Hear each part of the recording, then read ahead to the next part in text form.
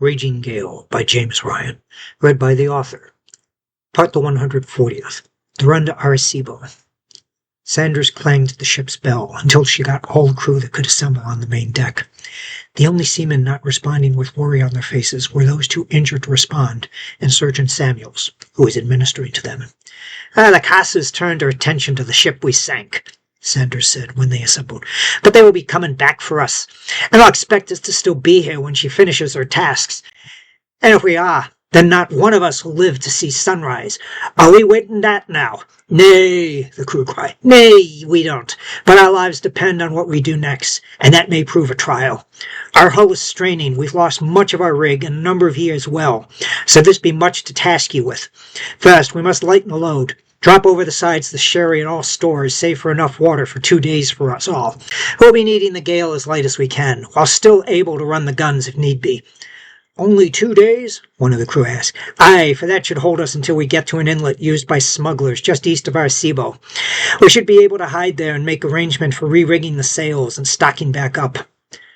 Hope started to ask about the details as to how the gale was going to resupply and repair in a Spanish port. The murderous looks on the faces of Abigail and her crew, however, held her tongue in her mouth. We must make quick of saying our goodbyes to the dead, Sanders continued, and bringing below those wounded. Once that and the lightening of the load be done, we must break out the oars and row. We need to be doing this in shifts, so as to keep us constantly moving forward towards the inlet and away from the Casa before she comes. Those in favour? Osai asked the assembled. Aye, the parley spoke as one.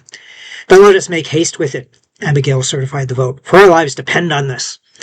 The crew, with their swiftness and drive that only those in danger of their lives could muster, formed a line from the hold to the gunwales to pass stores and sherry up and out into the sea.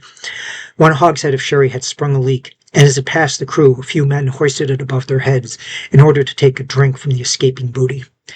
Said Zoutman as he finished his sample. No wonder the Spaniards gave this up so easily. He directed his review down the line, his disdain for the contents enough to keep others from suggesting it stay aboard.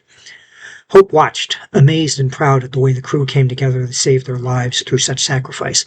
For every 3 moments observing them, however, she'd spared one to look astern, keeping watch to see if the Casa was coming for them. Thank you for taking this moment with me. If you want to keep up with new chapters as they get posted, please subscribe to the channel and click the bell icon for notifications for when pieces go up.